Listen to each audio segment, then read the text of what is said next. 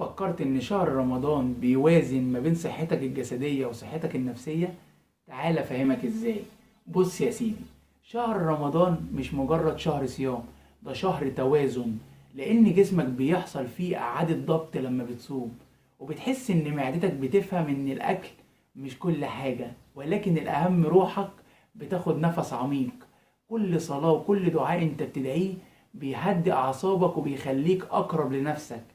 شهر رمضان بيعلمك ان الصحة مش بس في الاكل، ده كمان في التوازن. يعني لما تاخد وقت بعد الفطار تقعد وتهدى وتتنفس وتفكر في يومك، بتحس ان عندك طاقة جديدة. كل لحظة هادية وكل لحظة توازن هتخلي شهر رمضان هو المفتاح اللي يغير حياتك. يعني الخلاصة ومن الآخر، فكر دايما ان شهر رمضان مش مجرد فريضة، ده فرصة انك توازن ما بين روحك وجسمك. ولو عجبك الفيديو واستفدت من المعلومة اشترك في القناة. ومن هنا السؤال ليك، ايه اكتر حاجة بتحس ان رمضان ساعدك فيها انك تحافظ على توازنك؟ اكتب لي تحت في التعليقات. سلام عليكم.